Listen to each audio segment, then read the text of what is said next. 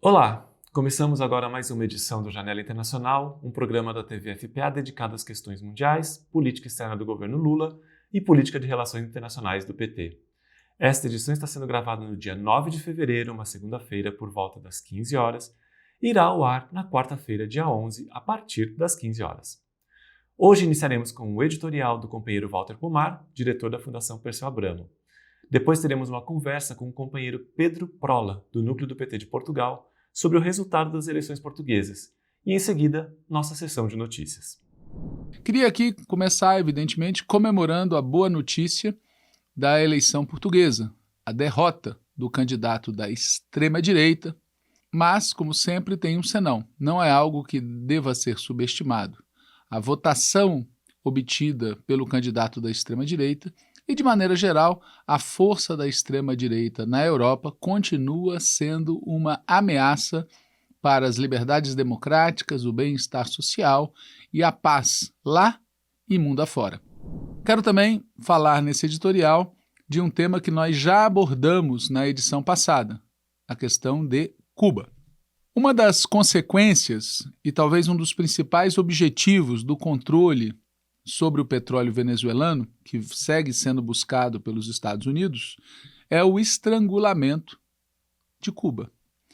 Como nós dissemos na edição passada do editorial de Janela Internacional, em 29 de janeiro, Trump aumentou a pressão sobre Cuba com uma ordem executiva que abre a possibilidade da aplicação de tarifas adicionais contra qualquer país que exporte petróleo cru ou derivados do petróleo para a ilha de Cuba, sob a alegação bizarra de que Cuba representaria uma ameaça à segurança nacional e à política externa dos Estados Unidos.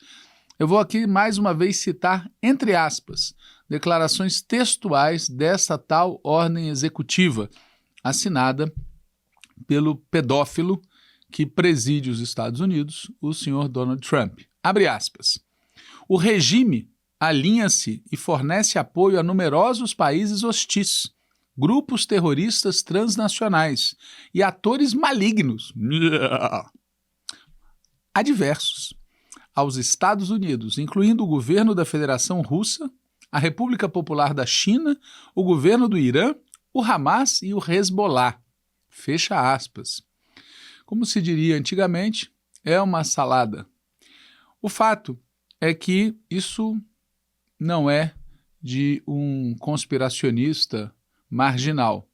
Isso vem assinado pelo presidente dos Estados Unidos. Aliás, nós sugerimos que se trate os Estados Unidos sempre como o regime dos Estados Unidos, porque aquilo ali, seguramente, sob qualquer critério razoável, deixou de ser, faz muito tempo, se é que alguma vez já foi, uma democracia que mereça esse termo. Bom, o fato é que essa ordem executiva ampliou ao paroxismo a pressão que Cuba sofre desde os anos 60. Né? É um bloqueio plus. Com o que ocorreu na Venezuela, um dos fornecedores alternativos de petróleo para Cuba é o México. O México vem fornecendo petróleo a Cuba desde 2023, por meio de uma subsidiária da estatal petroleira mexicana, a Pemex. A subsidiária em questão chama-se Gasolinas Bienestar. Obviamente que esses fornecimentos de petróleo vindo do México ganharam ainda mais importância, tendo em vista o que ocorreu na Venezuela. De acordo com notícias de agências especializadas, houve em 2026 um carregamento de conjunto do México, contabilizando 84.900 barris. Bom, o fato é que isso é muito importante, mas é pouco. Cuba, desde 2014, tem buscado, com apoio da União Europeia e mais recentemente com apoio da República Popular da China, ampliar o uso de energias renováveis. Mas a rede elétrica cubana depende em 95% de petróleo e de gás. E não há a menor chance de, no curto prazo, eliminar ou diminuir essa dependência da produção de energia elétrica em função do fornecimento de gás e petróleo, né?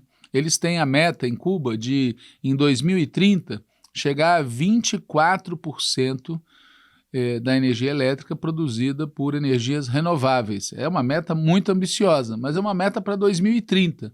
E o bloqueio estabelecido pelos Estados Unidos atinge Cuba agora, em fevereiro de 2026. A produção interna de petróleo em Cuba, que é operada pela União Cuba Petróleo, a CUPET, é estimada em cerca de 40 mil barris dia. E isso garante cerca de metade da demanda por energia elétrica, né? Sem considerar outras demandas que existem. Ou seja, se pegasse todo o petróleo produzido em Cuba e usasse única e exclusivamente para a produção de energia elétrica, esse petróleo produzido em Cuba daria conta da necessidade de metade da necessidade de Cuba. El bloqueo energético, el bloqueo naval a Venezuela, que ha impedido que barcos venezolanos o barcos de otros países con combustible venezolano hacia Cuba, y se recrudece más aún con la orden ejecutiva en días pasados del gobierno de los Estados Unidos, manipulando a través de la amenaza de los aranceles a los países que suministran petróleo, es prácticamente, y con ese pretexto, lo que lo ha convertido en un bloqueo energético a nuestro país. Além disso, Cuba tem reservas estratégicas, ou seja, ela acumulou reservas de petróleo exatamente para circunstâncias várias, e essas reservas se calcula terem 460 mil barris. Se você dividir 40 mil barris dia, 460 mil barris de reserva por 40 mil barris dia, que é a necessidade adicional, fica claro que Cuba tem alguns meses. Passado esse prazo, se não conseguir um fornecimento regular de outra fonte, as reservas vão esgotar e Cuba vai se ver diante da necessidade de, por exemplo, cortar metade do fornecimento de energia elétrica diário para toda a população cubana. Evidente que isso agrava brutalmente as condições de vida, né?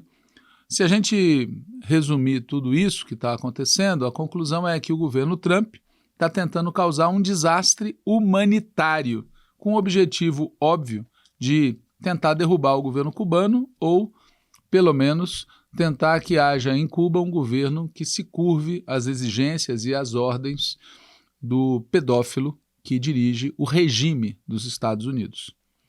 Para nós, da esquerda brasileira em geral e do Partido dos Trabalhadores e das Trabalhadoras em particular, isso tudo é muito grave, seja por razões geopolíticas, seja por razões estratégicas, seja por razões políticas no sentido mais forte da palavra, seja também por razões históricas, culturais e humanitárias.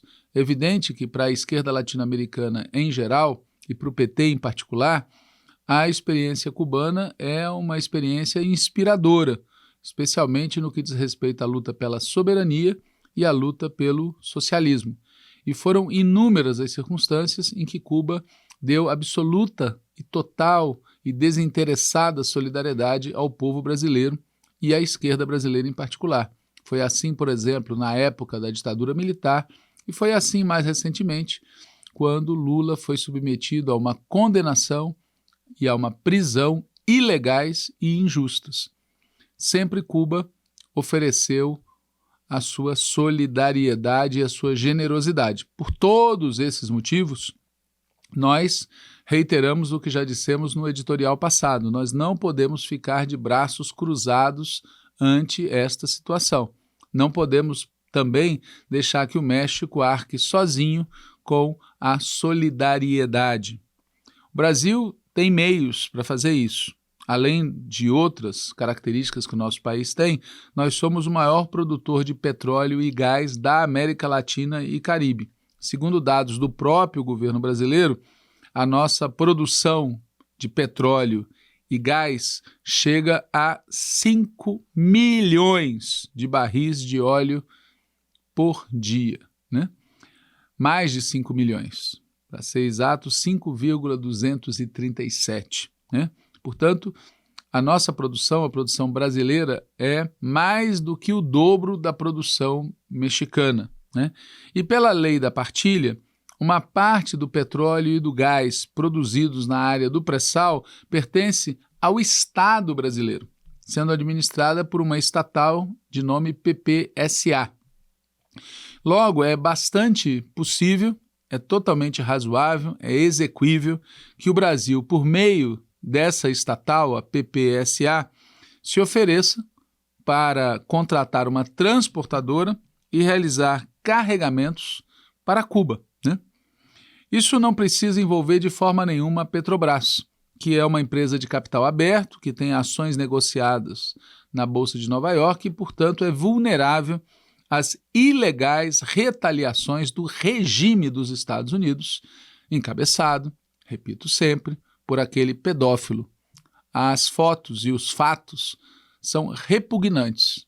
Nós não vamos colocar aqui as imagens, inclusive em respeito às vítimas, mas as fotos e os fatos envolvendo Donald Trump na rede de pedofilia coordenada por um magnata chamado Epstein são absolutamente repugnantes.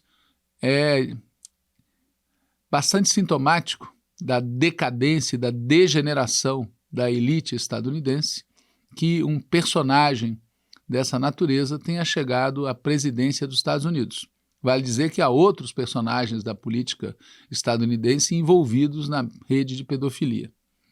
Bom, voltando ao nosso ponto, o envio de petróleo e gás para Cuba é um gesto humanitário, um gesto que, inclusive, vai fortalecer a margem de negociação tanto do México quanto de Cuba, quanto de outros países que queiram emprestar sua solidariedade ao povo cubano nesse momento de tamanha dificuldade. Para além daquilo que deve ser feito pelo governo brasileiro, também há aquilo que os partidos e os movimentos sociais já estão fazendo, assim como a cidadania democrática e progressista em geral, ou seja, buscar meios de sermos solidários com o povo cubano nesse momento de tamanha dificuldade. Isso inclui campanhas de solidariedade, abaixo-assinados, mobilizações e pode incluir algo parecido com o que, novamente, o México fez recentemente. 2 barcos de guerra da Marinha Mexicana zarparam em direção a Cuba, levando ajuda humanitária, essencialmente remédios e outras coisas mais.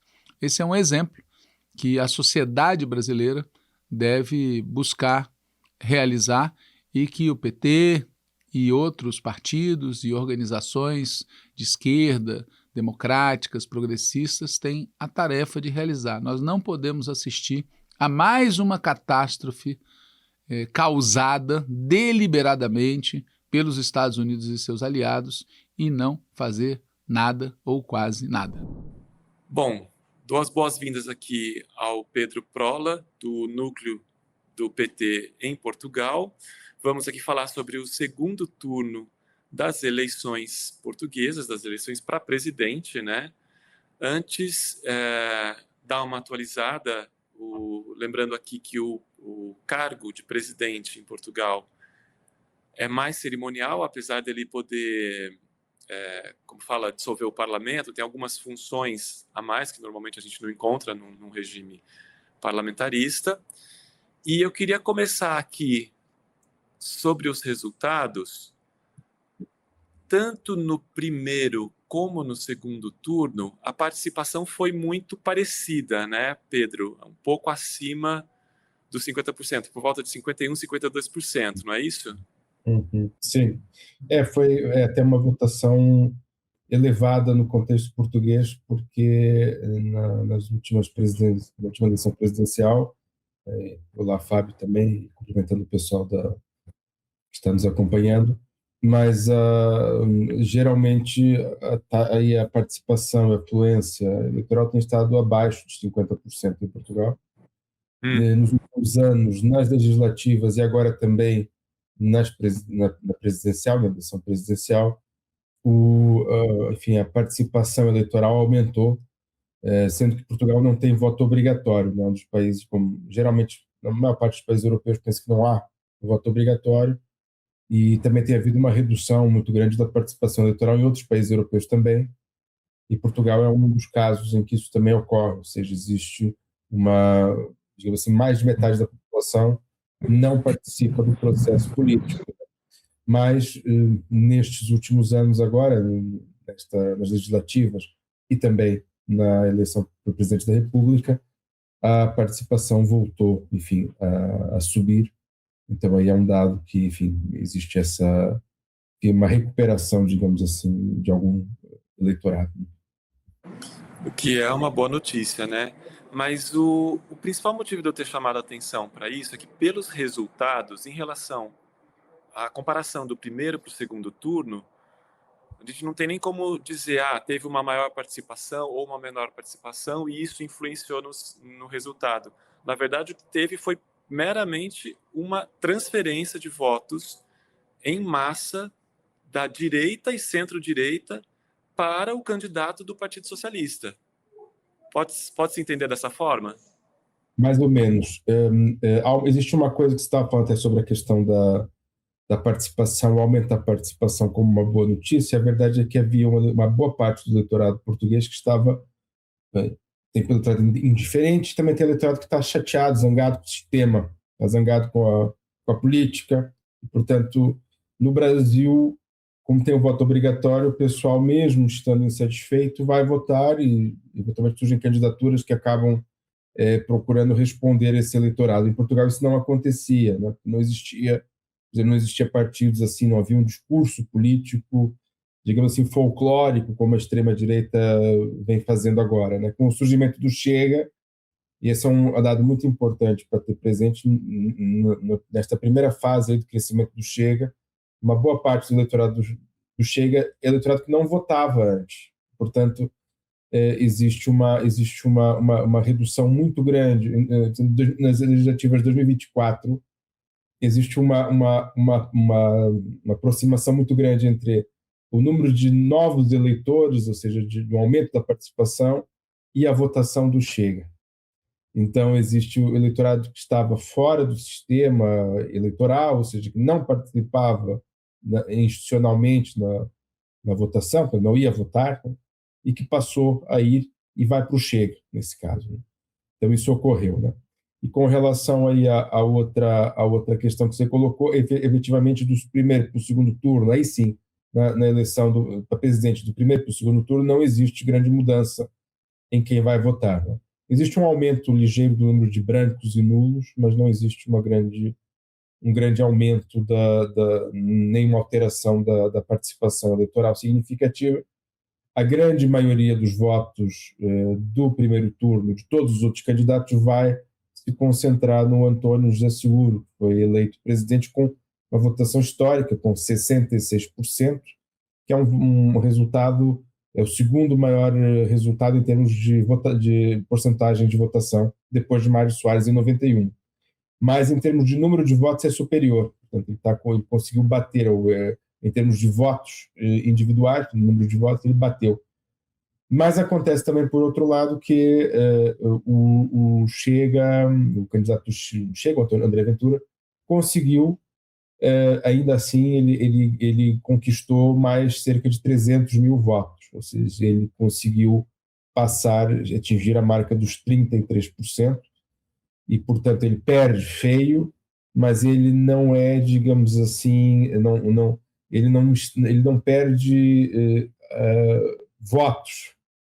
Ele perde a eleição feio, mas ele não perde voto. Na verdade, ele conseguiu, e segundo até a boca de urna, a projeção que foi feita, uma delas, 24% do eleitorado da AD, do governo Luiz Montenegro, 24% foi para o André Ventura. Então, existe uma maioria muito grande do eleitorado das outras candidaturas, do centro, da direita, da esquerda, que foram para o voto no Antônio José Seguro, que conseguiu fazer uma campanha, enfim, evitando polarizar, evitando entrar naquilo que é o bate-boca, foi sempre muito cuidado nesse sentido de não entrar em bate-boca com o André Ventura, e de colocar a eleição como uma eleição em defesa da democracia, das liberdades democráticas, e, portanto, não uma candidatura já, nesse segundo turno já não era só uma candidatura, enfim, unicamente do campo da esquerda, era uma candidatura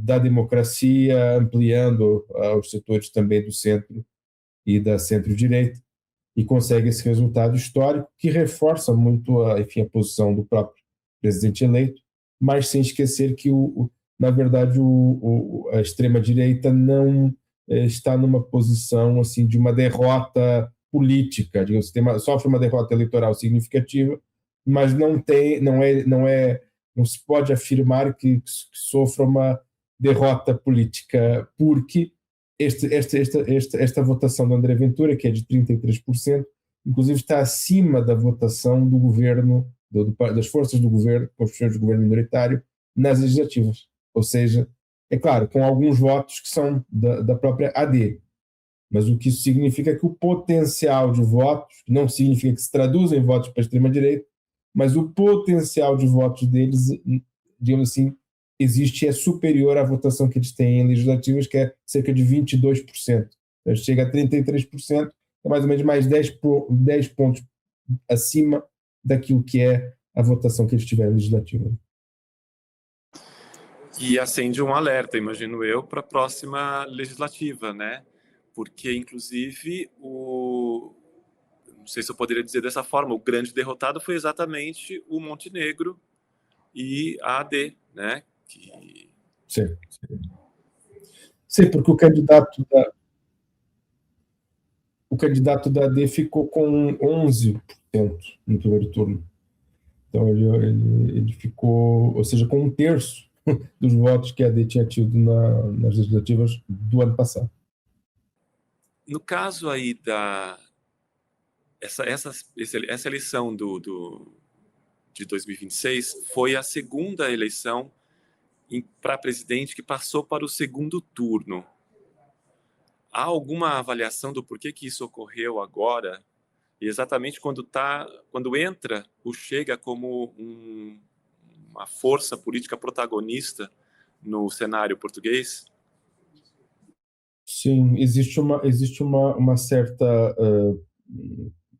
pulverização, por um lado, de candidaturas, surgiram muitas candidaturas, existe uma divisão no setor, na própria direita, né, porque a direita, ela, apesar de o António José Seguro ter vencido com 66%, o campo da direita continua majoritário. No primeiro turno, as candidaturas somadas da centro-direita até a extrema-direita têm maioria.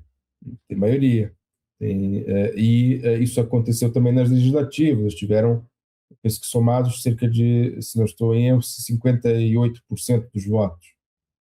A direita, toda a direita, o bloco, digamos assim, da direita, se fôssemos somar todas as forças políticas. Então eles têm maioria, a esquerda não tem. Né? O António José Seguro conseguiu ficar na frente no primeiro turno, mas havia várias candidaturas e nenhuma delas conseguiu se afirmar, principalmente na área da direita, conseguiu se afirmar como uma candidatura unificadora do campo. Né? Então também existe uma divisão dentro da direita, existem, enfim, divergências também dentro da própria direita que impedem que eles conseguissem formar uma candidatura única que, se isso fosse alcançado e se conseguisse transferir todos os votos para essa candidatura, teriam vencido no primeiro turno. Então, ou seja, isso também é a mágica da política, né? Então, ou seja, não havia condições políticas para que eles formassem uma unidade. Também não se sabe se eles conseguiriam transferir todos os votos, né? Porque depois estes votos do André Ventura, que provavelmente não iriam todos para um candidato se fosse um candidato da AD. Então não dá para transferir matematicamente esta soma de votos, não se pode transferir para uma candidatura única. Mas se eles tivessem essas condições, imaginando hipoteticamente, eles teriam feito isso. Aconteceu isso nas últimas duas presidências. Tanto o presidente Cavaco Silva como o atual presidente Marcelo Rebelo de Sousa vêm do campo da centro-direita e ambos foram eleitos no primeiro turno, que eram candidaturas únicas da direita e venceram no primeiro turno. Uma coisa que chamou muita atenção na votação do segundo turno foi exatamente a votação dos portugueses no exterior. Ou seja, aqueles que são migrantes, aqueles que são imigrantes nos países de onde eles votaram e maciçamente votaram no Chega, que é um partido com um discurso anti-imigrante. O que explica isso? Se há alguma explicação para isso. É muito difícil, né? Eu diria que é uma questão de ressentimento, né? Um voto de ressentimento. E tendencialmente a população portuguesa no exterior, fora do Portugal, a diáspora, a maioria são conservadores, né? Eu tenho um apego aos valores e à cultura portuguesa, o que não é problema, né? O problema é a configuração que fazem da representação, né? Digamos assim, psicológica que fazem desses valores, dessa cultura, e muitas vezes é um eleitorado que, enfim, tem uma posição, eu diria que de ressentimento, ou seja, existe um sentimento de que tem que defender Portugal, que, enfim, que o sistema está ruim. Eu diria que vai um pouco por aí, enfim, uma das indicações, mas é uma coisa muito difícil racionalmente não tem justificação, porque são imigrantes, são pessoas que estão vivendo fora, estão na condição daqueles que em Portugal, os imigrantes em Portugal são alvo do próprio Chega, né? Então eles estão, digamos assim, votando como, digamos assim, um cordeiro que mora num país votar no lobo do outro país, né? Portanto é um pouco essa metáfora, né? Mas efetivamente existe esse processo, enfim, e existe muitas vezes uma adesão, uma ideia que não, mas nós somos imigrantes portugueses, mas nós somos diferentes dos outros tipos de imigração que existem nos países em que estamos. Portanto, ou seja, existe a ideia de que são europeus, são trabalhadores, são empenhados a se integrar na sociedade em que estão, e, portanto, seria diferente a natureza da diáspora portuguesa com relação à diáspora dos asiáticos ou de outros povos africanos. Existe um pouco esse sentimento em alguma medida. Embora, é claro, também existiram votos na diáspora portuguesa a favor do António José Seguro, embora tenha sido derrotado, mas existiram também pessoas que não têm existem pessoas que não têm enfim, essa visão de mundo, digamos assim, tão contraditória e, enfim, tão em autonegação, no fundo. Apesar dessa vitória do Seguro, uma vitória grande, né, com dobro de votos, como a gente viu agora, esses votos foram em grande parte uma transferência do primeiro turno de votos da direita. E como você chamou a atenção, a direita na legislativa continua com mais da metade, continua sendo a grande força, apesar de ter se apresentado agora de forma dividida. Mas você acha que uma presidência do PS pode funcionar de alguma forma para reverter esse quadro? Ou, não vou dizer reverter 100%, mas mudar o caminho que está sendo traçado? Ou seja, tirar um pouco essa força da direita e voltar às forças de esquerda em Portugal? Olha, primeiro deixa eu só voltar aqui um pouco à tua pergunta anterior, que eu estava verificando aqui, e foram votar 84 mil portugueses no exterior, estando 1.760.000 inscritos. Ou seja, foram votar... quem foi votar... E nas legislativas foi um pouco diferente, mas também parecido o cenário. Tinha 1.584.000 inscritos e foram votar 352 mil. Ou seja,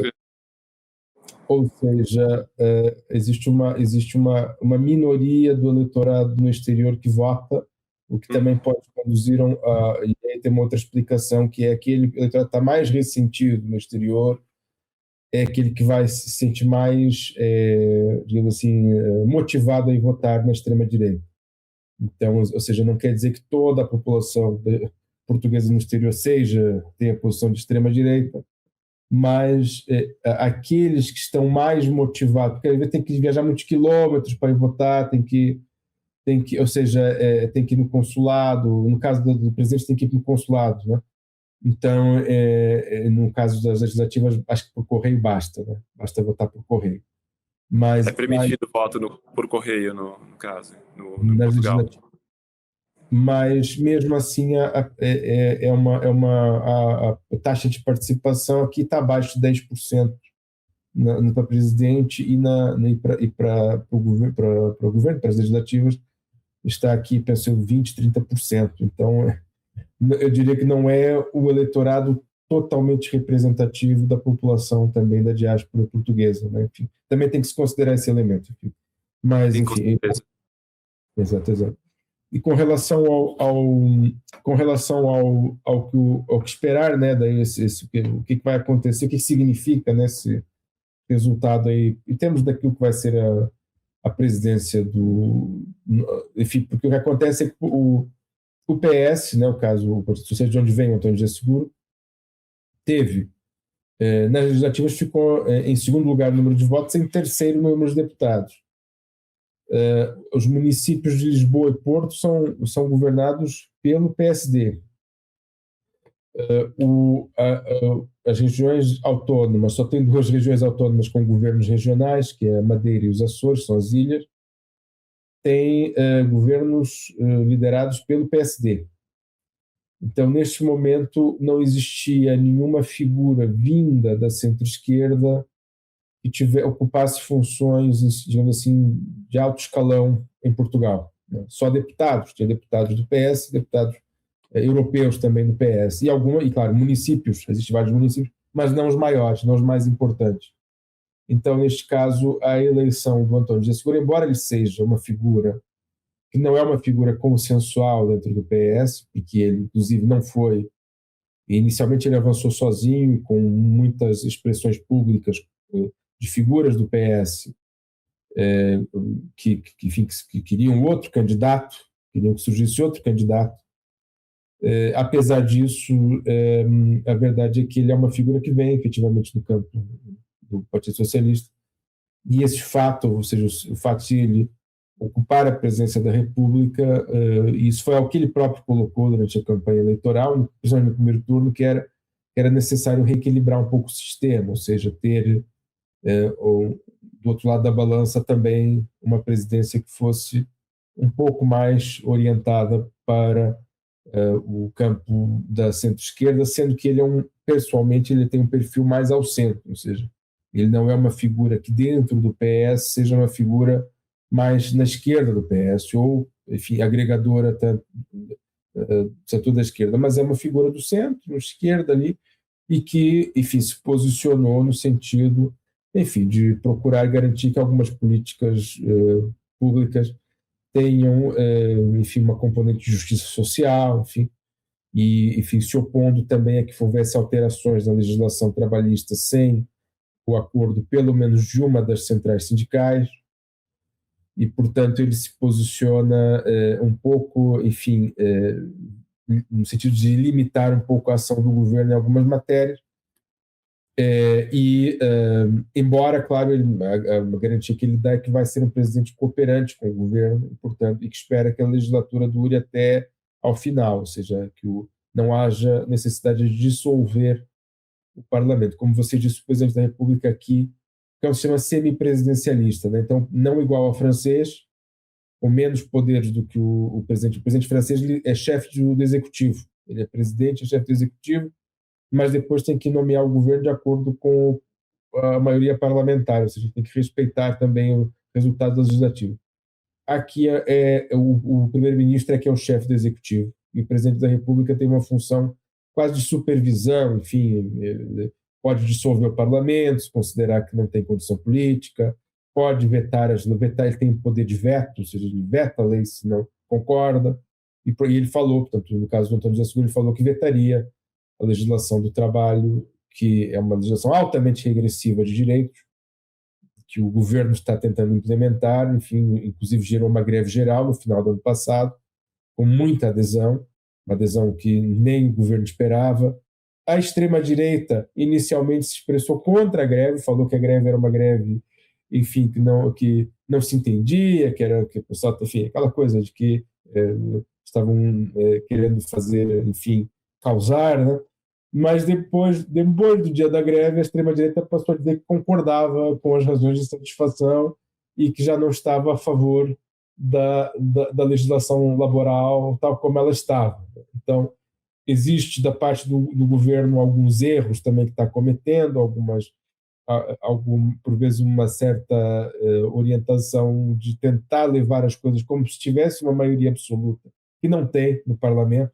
Ele teve cerca de 31,5% dos votos nas legislativas, mas ele tenta se comportar, o governo, como se tivesse maioria absoluta, né? Então, neste caso, o que acontece neste cenário, né? Porque o presidente da República, que está eleito, é da área do PS. Aquilo que ele provavelmente vai tentar, enquanto presidente, mediar é que haja acordos entre o PSD, portanto, entre a AD, a Aliança Democrática, que é da centro-direita, e o Partido Socialista, o PS, ou seja, tentar que os acordos que existam em termos de legislação, mudanças e reformas tenham o consentimento do PS, ou seja mais ampliado o processo. Embora, claro, ele não terá o poder para o fazer de uma forma muito incisiva, mas procurará, digamos assim, acertar um pouco, digamos assim, a agulha no sentido de um acordo mais ao centro. É claro que isso coloca depois outras questões, que é se o governo vai querer ir por essa via, isto é, em vez de contar, atualmente estava o governo dependente em termos de orçamento do PS, mas em termos de política migratória, estava jogando com o Chega, né? Então, a questão é se o governo agora vai aceitar esta lógica, sabendo que, indo dialogar com o PS, pode abrir espaço à direita para o Chega também, né? E no caso disso ocorrer também, se não pode se gerar um cenário em que, por outro lado, se o PS também se coloca como, digamos assim, um suporte, digamos assim, não um apoio ao governo, mas um suporte para algumas medidas legislativas, se depois também não pode colocar o Chega como grande partido da oposição e gerar uma situação que é o sistema contra o Chega, ou seja, o Chega, uma polarização entre as forças, que foi, de certa forma, o que o André Ventura tentou dizer nesta campanha eleitoral já, no segundo turno, dizendo que era um contra todos, era ele contra todos. Então, se isto não pode ter o efeito inverso, porque por vezes procura-se assim, vamos todos entender-nos e excluir o Chega. Embora isso possa gerar o cenário que é todos contra o Chega, daí o Chega ganha espaço para polarizar contra esses outros todos, né? Mas, enfim, eu penso que existem algumas incertezas sobre como é que o governo, no caso o governo do primeiro-ministro Luís Montenegro, vai fazer a leitura deste cenário em que ele efetivamente sofreu uma derrota, ele inclusive, tendo em vista esta questão que eu estava falando deste equilíbrio entre ficar do PS, dialogar com o PS ou dialogar com o Chega, ele se colocou numa posição absurda de neutralidade no segundo turno. Ele não declarou voto, o primeiro-ministro não declarou voto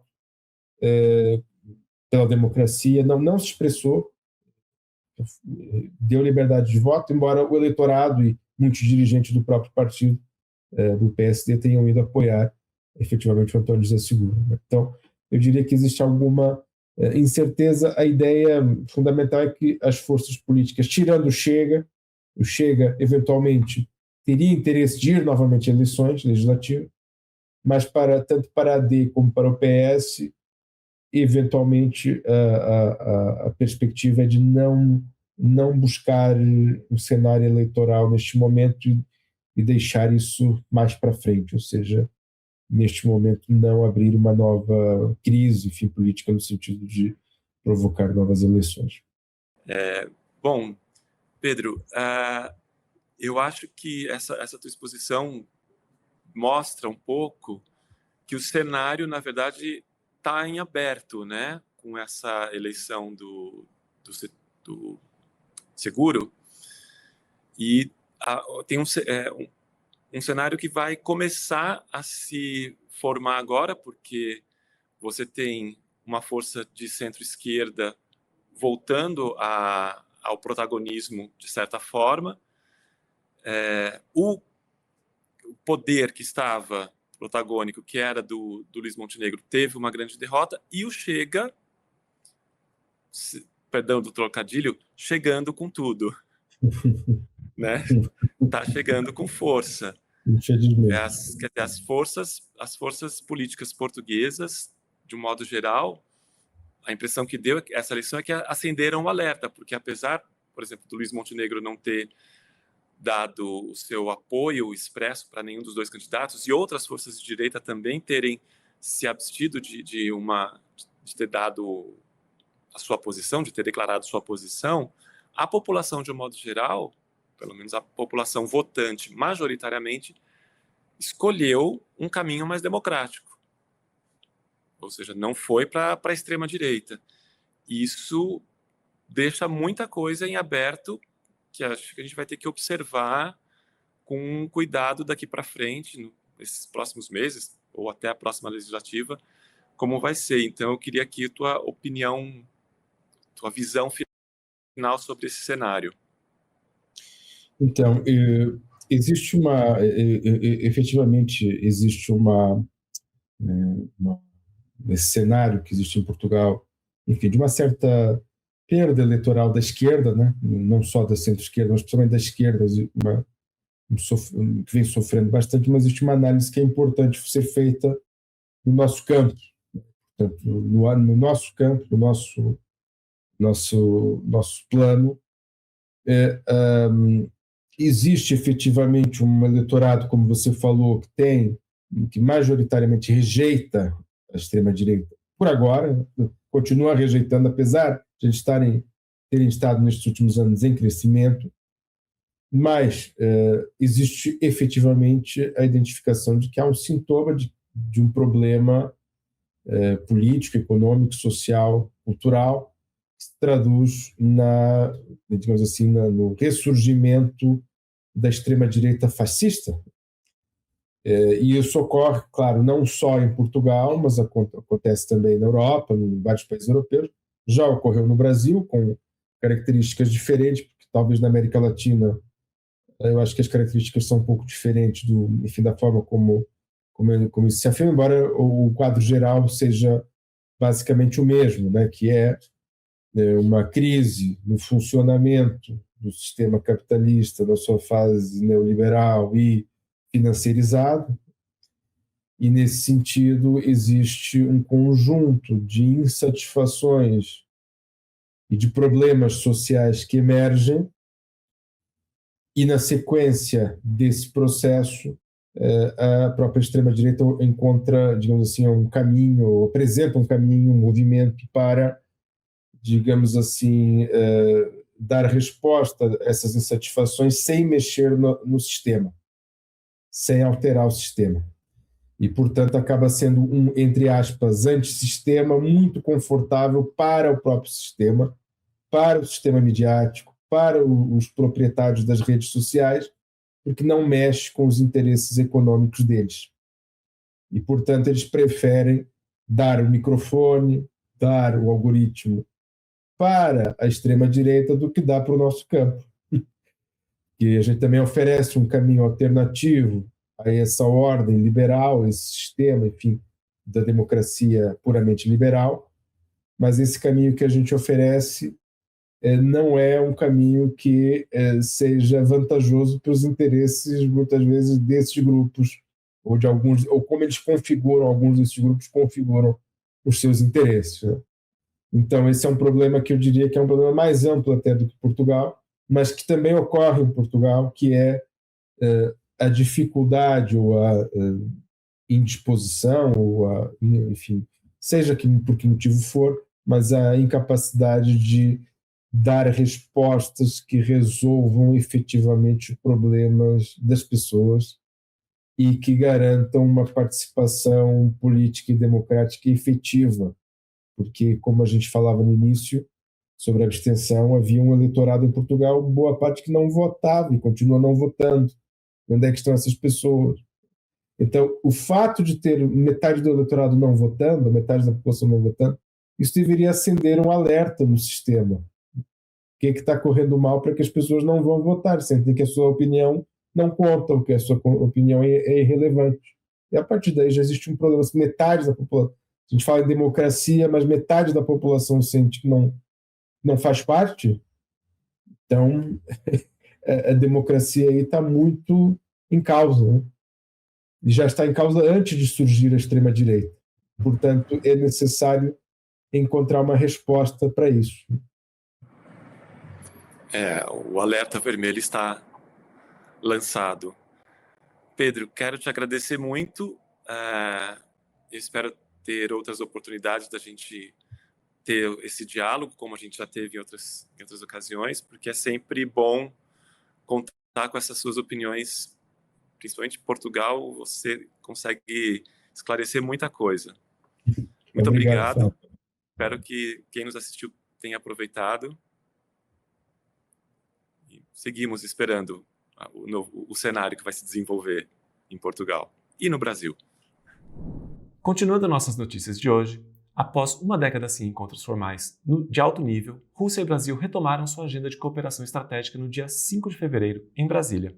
O primeiro-ministro russo, Mikhail Mishustin, e o vice-presidente brasileiro, Geraldo Alckmin, estiveram à frente da 8ª reunião da Comissão Bilateral para planejar o roteiro para os próximos anos, que levou à assinatura de uma declaração conjunta que priorizava a soberania tecnológica e política de ambas as nações.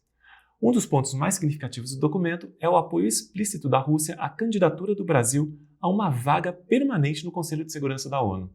Ambos concordaram que o órgão deve ser reformado para ser mais representativo, integrando nações em desenvolvimento da África, Ásia e América Latina, adaptando as instituições globais às realidades de um mundo multipolar e rompendo com antigos padrões de exclusão. Na frente econômica, a declaração concorda em diversificar o comércio agroindustrial e fortalecer a infraestrutura logística para aproveitar ao máximo o potencial das duas economias exportadoras e ressalta a rejeição absoluta de medidas coercitivas unilaterais, classificando-as como ilegais e uma violação dos direitos humanos. A cooperação técnica se expandirá para setores de ponta como indústria farmacêutica, construção naval e segurança cibernética. No setor industrial, os dois países manifestaram interesse em desenvolver conjuntamente a produção de fertilizantes minerais e soluções digitais para serviços públicos, e concordaram em realizar consultas imediatas para expandir a conectividade aérea e fomentar o diálogo direto entre as instituições culturais e esportivas das duas nações. A segurança internacional também teve lugar nas discussões, especialmente a não proliferação nuclear. Deixaremos na descrição do vídeo o link para o texto completo da declaração. Na Argentina, no dia 5 de fevereiro, as 3 principais centrais sindicais do país saíram às ruas para rejeitar a reforma trabalhista promovida pelo governo de Javier Milei, por representar um retrocesso nos direitos dos trabalhadores e não ter medidas que beneficiem a classe trabalhadora. A manifestação ocorreu na cidade de Córdoba e estiveram presentes a Confederação Geral do Trabalho, a Central Sindical Autônoma dos Trabalhadores da Argentina e a Central Sindical dos Trabalhadores da Argentina. Segundo as entidades, a reforma busca aprofundar o desequilíbrio, garantindo melhores condições para a acumulação de lucros por grupos concentrados, ao mesmo tempo em que mina o poder de negociação coletiva dos trabalhadores, o acesso à saúde e o controle sobre seu tempo. Também enfatizaram que a reforma visa enfraquecer os sindicatos, destruindo indústrias e empregos e atropelar os direitos trabalhistas. O projeto de lei ainda traz riscos ocultos na reforma em relação ao acesso à informação, ao revogar a Lei 12.908, o Estatuto do Jornalista. Esse projeto ataca diretamente a liberdade de expressão e o direito da sociedade à informação. Proteções como essas existem para salvaguardar o exercício do jornalismo livre da pressão de poderes políticos e econômicos. A reforma promovida pelo governo procura tornar as demissões e as disputas judiciais mais baratas e previsíveis para as empresas. Conceitos como bônus de Natal, férias remuneradas e outros benefícios são excluídos do cálculo da indenização por rescisão, reduzindo o valor final de indenizações para o trabalhador.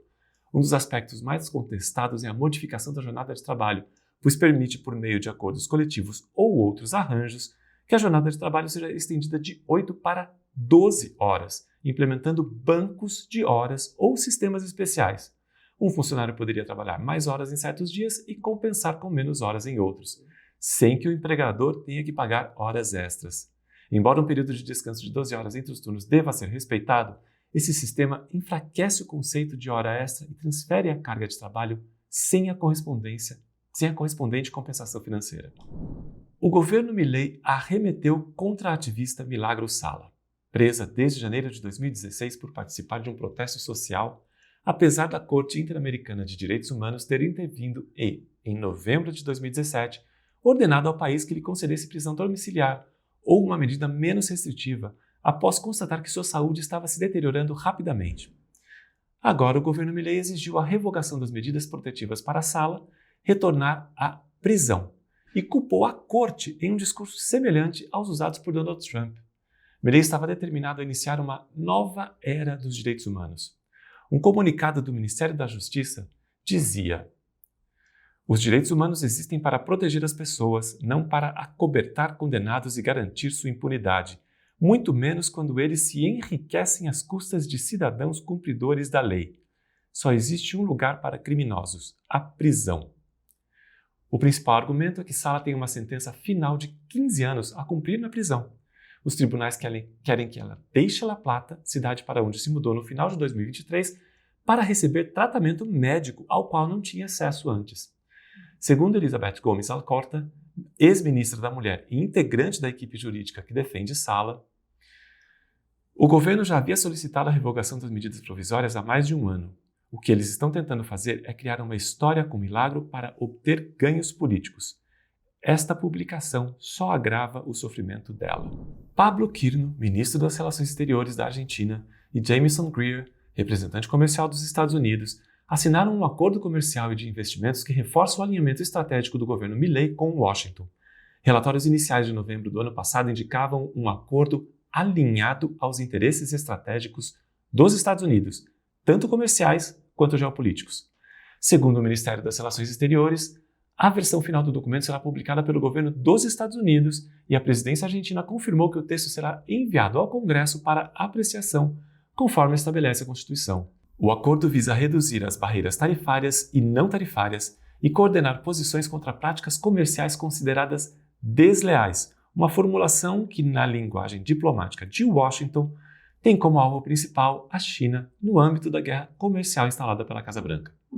Washington também ofereceria financiamento aos exportadores argentinos, embora limitado a bens considerados estratégicos pelos Estados Unidos, como minerais críticos. Sobre propriedade intelectual, a Argentina adotará os padrões dos Estados Unidos e sobre comércio digital e transferência de dados, estabelece um ambiente favorável para empresas de tecnologia e fintechs, o que limitaria a capacidade do Estado argentino de regular grandes plataformas digitais, segundo especialistas. Nesse mesmo ponto, a Argentina se compromete a reconhecer os Estados Unidos como jurisdição adequada para a transferência de dados pessoais e impedir qualquer discriminação contra serviços digitais dos Estados Unidos. Também consolida a política de reduzir o papel das agências técnicas estatais, como o Instituto Nacional de Tecnologia Industrial e o Instituto Nacional de Tecnologia Agropecuária, uma vez que produtos dos Estados Unidos poderão entrar no país com certificações emitidas por órgãos estadunidenses de padronização. Além disso, o acordo obriga a Argentina a não importar mercadorias produzidas com trabalho supostamente forçado, mais uma cláusula alinhada à estratégia de Washington em relação à China. Críticos apontam para o fato de ser um acordo assimétrico com concessões significativas por parte da Argentina e benefícios limitados para o país. Organizações sociais e econômicas alertam que o acordo reduz o escopo da regulamentação estatal, possibilita litígios internacionais contra o Estado argentino e funciona como um escudo legal que condiciona a futura política econômica. Além do acordo comercial, o governo argentino está preparando o exercício militar Adaga do Atlântico, com forças de elite dos Estados Unidos, agendado para 6 de abril de 2026. Este destacamento de forças de operações especiais, o mais ambicioso em 25 anos, é considerado um alinhamento militar completo com Washington. O treinamento terá como foco declarado o contra-terrorismo, o resgate de reféns e operações conjuntas em cenários de alta intensidade, inicialmente com base em Córdoba e possíveis manobras em Santa Cruz e na Terra do Fogo, reacendendo a controvérsia sobre o controle do Atlântico Sul. A execução da Adaga Atlântica enfrenta questionamentos devido ao mecanismo legal empregado pelo governo. Embora a Constituição exija autorização do Congresso para a entrada de tropas estrangeiras, há receios de que se repita o cenário de 2025, quando Milei utilizou um decreto de emergência para aprovar a Operação Tridente, autorizando a entrada de tropas estadunidenses para a realização de manobras nas bases navais de Mar del Plata, Ushuaia e Puerto Belgrano, além de diversas áreas de treinamento marítimo e terrestre. A ação gerou uma grande rejeição, tanto por ter agido sem a aprovação do Congresso, quanto pelas implicações geopolíticas. O governo justificou a decisão com base na suposta natureza excepcional da situação, que torna impossível seguir os procedimentos ordinários estabelecidos na Constituição Nacional para a promulgação de leis. O decreto ocorrera poucos dias depois de ter sido revelado que Donald Trump havia oferecido ao presidente argentino um plano de apoio financeiro para enfrentar a crise econômica no país. Para Washington, a adaga do Atlântico é uma ferramenta para recuperar terreno contra a influência econômica da China na região. Para Milei, representa a moeda de troca para obter apoio financeiro e comercial do governo Trump. No entanto, o custo desse escudo implicaria uma interferência direta, uma realidade em bases navais como Ushuaia, Puerto Belgrano e Mar del Plata, e a padronização dos procedimentos significaria que a defesa argentina ficaria sob o comando e as regras do Pentágono. Marco Rubio, secretário de Estado dos Estados Unidos, informou no dia 4 que estava em negociações com o governo argentino para que acolhesse migrantes de terceiros países deportados do seu país. Em declaração, afirmou: "Temos enorme confiança em nosso relacionamento com o presidente Milei e sua equipe, e ele sempre agirá no melhor interesse do povo argentino e no interesse nacional deste país." A ministra da Segurança argentina, Alejandra Monteoliva, afirmou que sua pasta estava avançando com a criação de uma agência de segurança migratória, apresentada em novembro de 2025 como agência com poderes policiais, capacidade de inteligência criminal e presença efetiva em todas as fronteiras. Apesar das dificuldades que possa enfrentar em sua política interna devido à decisão de aceitar migrantes deportados de Washington, Milei fortaleceria os laços com os Estados Unidos por meio desse acordo. Vamos agora sobre a Colômbia. Em 3 de fevereiro, o presidente Gustavo Petro finalmente se encontrou com o presidente dos Estados Unidos, Donald Trump, na Casa Branca, após meses de atrito entre os dois governos. Logo após a vitória eleitoral de Trump, Petro enviou uma mensagem de felicitação, mas que continha críticas às posições do republicano sobre mudança climática, imigração e apoio dos Estados Unidos a Israel na guerra em Gaza. Depois da posse de Trump, o governo colombiano chegou a impedir o pouso de 2 aviões que transportavam deportados, decisão posteriormente revertida. A questão do narcotráfico, antes o principal eixo de cooperação entre os dois países, tornou-se o principal foco de embate entre os dois presidentes, resultando na retirada da certificação da Colômbia como parceira do combate ao narcotráfico pela Casa Branca, apesar de uma promessa de continuar o financiamento. Em resposta, Petro afirmou que seu governo havia intensificado o enfrentamento aos cartéis e declarou que o consumo de entorpecentes era um problema da sociedade estadunidense, não da Colômbia. Mais tarde, em um discurso em Nova York, Petro acusou os Estados Unidos de apoiarem o genocídio em Gaza e defendeu que soldados do país descumprissem ordens de Trump.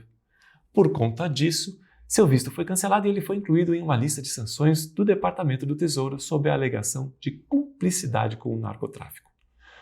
Um ponto crítico da crise ocorreu em dezembro de 2025, durante o deslocamento militar dos Estados Unidos no Caribe, quando Trump afirmou em reunião que poderia atacar qualquer país que enviasse drogas aos Estados Unidos e mencionou diretamente a Colômbia.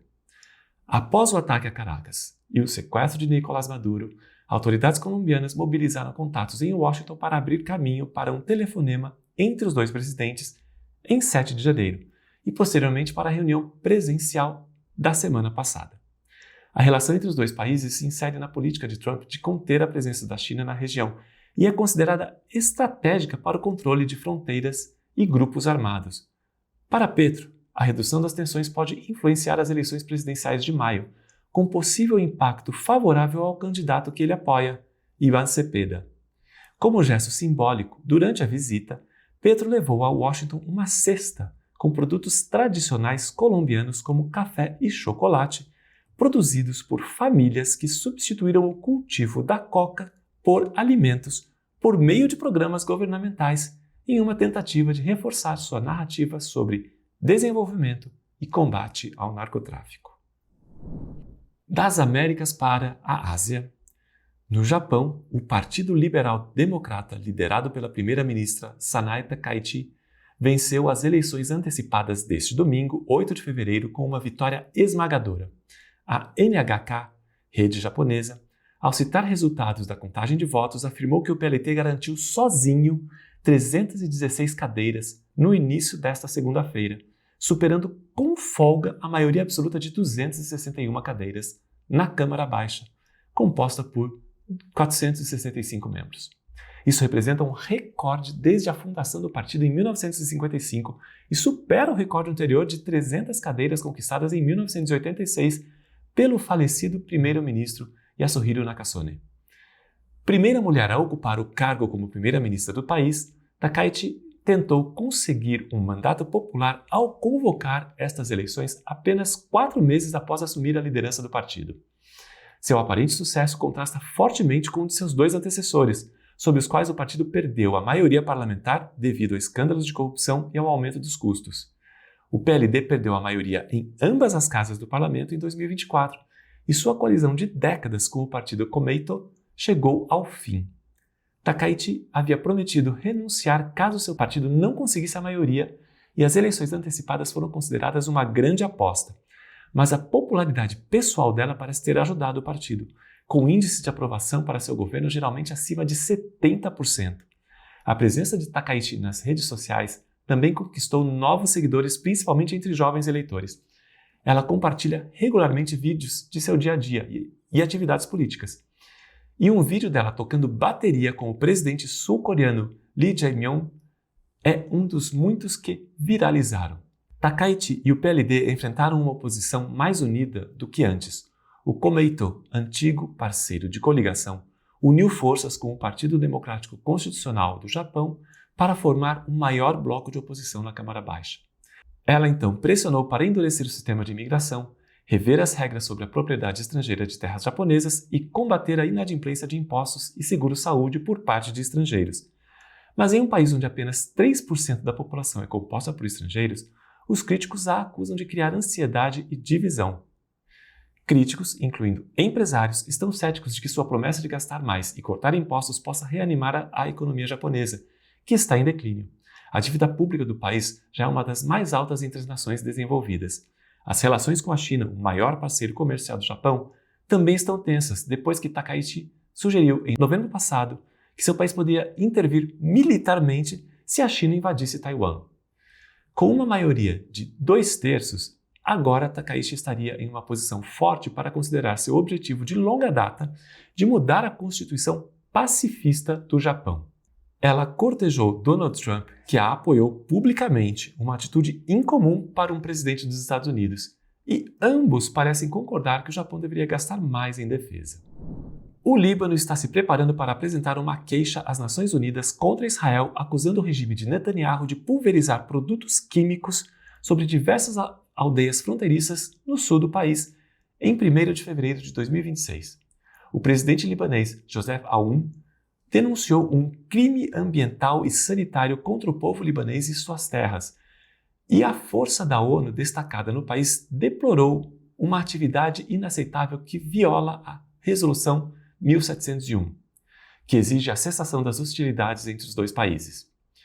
Amostras de solo e água coletadas pelo exército libanês e analisadas em laboratórios especializados mostram a presença de uma concentração muito alta do herbicida glifosato.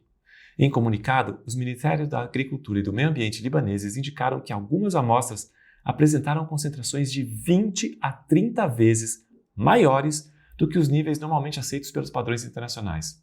Os 2 ministérios denunciaram isso como um ecocídio e alertaram para os potenciais riscos à saúde e ao meio ambiente que podem afetar a água, o solo e a cadeia alimentar. A Força Interina das Nações Unidas no Líbano, a UNIFIL, indicou em comunicado, no dia 2 de janeiro, que havia sido informada no dia anterior sobre uma operação para pulverizar uma substância química não tóxica perto da fronteira e que as forças de paz deveriam se afastar e se abrigar. O comunicado continua. Esta não é a primeira vez que o exército israelense pulveriza substâncias químicas desconhecidas de aeronaves sobre o Líbano. Isto levanta preocupações sobre os efeitos desse produto químico desconhecido nas terras agrícolas locais e seu impacto no retorno a longo prazo dos civis e seus meios de subsistência. Os alvos da pulverização foram vilas quase totalmente destruídas e desertas e, segundo análises, o objetivo de espalhar esse tipo de substância química se encaixa na estratégia israelense de criar uma zona tampão na fronteira, que as lideranças israelenses consideram a maneira mais eficaz de manter o Hezbollah longe dessa fronteira. Este também poderia ser o motivo de Israel estar impedindo a reconstrução dessas vilas, o que não impediu muitos moradores de continuarem indo a seus campos para tentar cultivar a terra.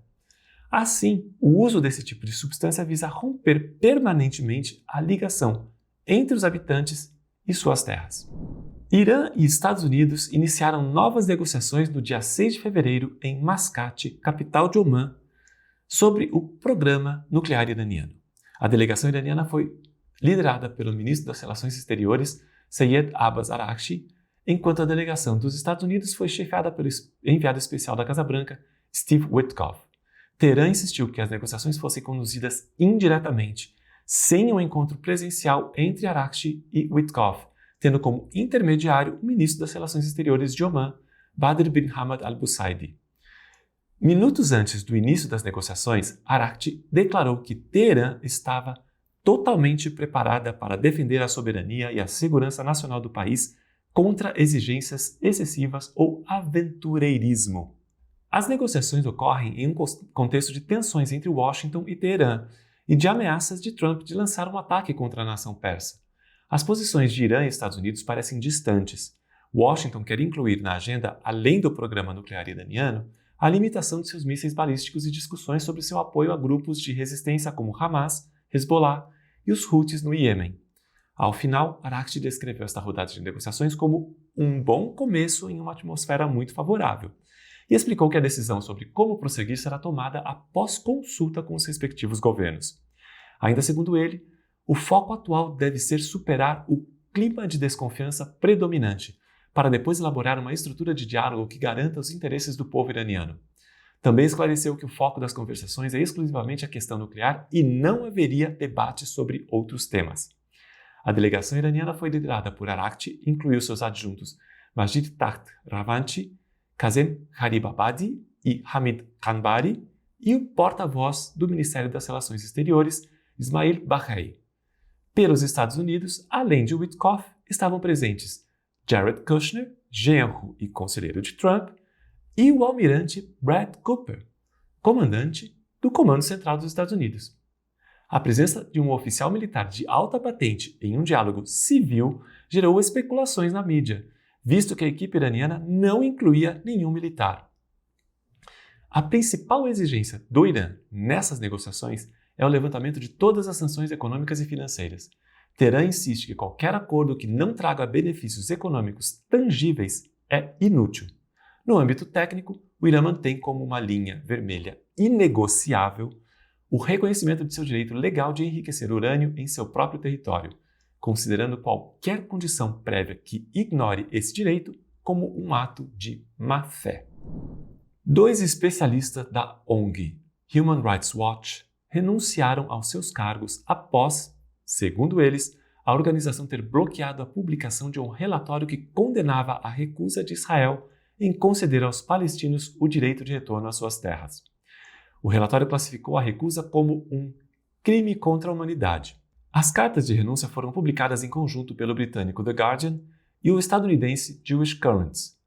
Nelas, Omar Shakir e Milena Ansari escreveram que a Human Rights Watch retirou o relatório num processo que rompeu com seu padrão de revisão editorial e afirmaram que a entidade estava priorizando o medo de represálias políticas em detrimento de seus compromissos com os direitos humanos. Shakir, que foi deportado por Israel em 2019 devido ao seu trabalho, disse que o novo diretor da Human Rights Watch temia que o relatório fosse interpretado por detratores como um apelo para extinguir demograficamente a identidade judaica do Estado israelense, e escreveu: "Perdi a fé na integridade de nosso trabalho e no nosso compromisso com a elaboração de relatórios baseados em princípios, nos fatos e na aplicação da lei." O direito de retorno dos palestinos é um princípio amparado pelo direito internacional que permite aos refugiados palestinos retornar às suas terras ancestrais. Durante a Nakba, as forças sionistas expulsaram mais de 750 mil palestinos. Eles e seus descendentes somam hoje quase 6 milhões de pessoas, incluindo os que vivem como refugiados em Gaza e na Cisjordânia ocupada. Todos os refugiados têm o direito de retornar aos locais de onde foram forçados a sair, de acordo com o direito internacional. E a Assembleia Geral da ONU afirmou repetidamente que esse direito dos palestinos é inalienável. Em resposta, a Human Rights Watch declarou que permanece comprometida com o direito de retorno de todos os palestinos. Em relação ao próprio relatório, afirmou: concluímos que aspectos da pesquisa e da base factual para nossas conclusões jurídicas precisavam ser aprimorados para atender aos altos padrões da Human Rights Watch. Por esse motivo, a publicação do relatório foi suspensa até que novas análises e pesquisas sejam realizadas. Esse processo está em andamento. O Conselho Executivo da Organização Mundial da Saúde votou no dia 5 de fevereiro pela manutenção do estado de emergência sanitária nos territórios palestinos ocupados, incluindo Jerusalém Oriental, com uma resolução apoiada por 27 dos 34 membros. Israel foi o único país a votar contra, enquanto 4 se abstiveram e 3 estiveram ausentes. A resolução condenou os repetidos ataques diretos contra instalações de saúde e pessoal médico, classificando-os como graves violações do direito internacional humanitário e das convenções de Genebra. Enfatizou também a necessidade urgente de estabelecer corredores humanitários imediatos, seguros e desobstruídos para garantir a entrega de medicamentos, suprimentos médicos, combustível e a livre circulação de ambulâncias. O embaixador Ibrahim Reiche, representante permanente da Palestina junto à ONU em Genebra, afirmou que 95% das instalações de saúde da faixa de Gaza foram parcial ou totalmente destruídas e que 37 organizações humanitárias, sendo 22 do setor de saúde, estão impossibilitadas de realizar suas missões. Reiche destacou um relatório do Alto Comissariado das Nações Unidas para os Direitos Humanos que documenta o assassinato de 1.582 médicos e trabalhadores humanitários pelas forças israelenses, além de 320 palestinos detidos que morreram devido à negligência médica. Segundo ele, manter o estado de emergência sanitária não é uma decisão política, mas uma necessidade humanitária urgente para garantir que a OMS possa continuar seu trabalho de acordo com sua carta e para proteger o que resta do sistema de saúde palestino de um colapso total. A cobertura jornalística tem se concentrado na campanha de deportação em massa de Donald Trump nos Estados Unidos, mas muito menos atenção tem sido dada a uma escalada paralela dentro da Europa. As instituições europeias estão se mobilizando para intensificar as deportações, ampliar os poderes de detenção, reforçar a vigilância e transformar o sistema de asilo em um canal de deportação. O ponto central do plano é uma estrutura que permite que pessoas sejam expulsas para países terceiros, nos quais nunca viveram, nunca transitaram e com os quais nunca tiveram vínculos legais ou sociais. A mesma lógica adotada por Washington. Lembrando que essas mudanças afetam migrantes que fogem da guerra, do colapso econômico e da repressão política, situações sobre as quais os Estados europeus frequentemente desempenharam papel direto ou indireto, por meio de intervenção militar, exportação de armas ou terceirização da fiscalização de fronteiras. Como forma de pressionar os países a aceitarem as pessoas deportadas, a União Europeia sugeriu restringir ou suspender vistos para estudo, trabalho e turismo. Internamente, uma ordem de expulsão dada em um país do bloco obrigaria todos os demais, sem possibilidade de novo processo ou revisão por parte de outro país. Este tipo de atuação não é novidade, como demonstram os casos de Líbia e Tunísia, que funcionavam como barreira para migrantes em direção à Europa. A diferença agora é a sistematização interna dessa política e o aumento do poder de polícia. Ficamos por aqui. Muito obrigado.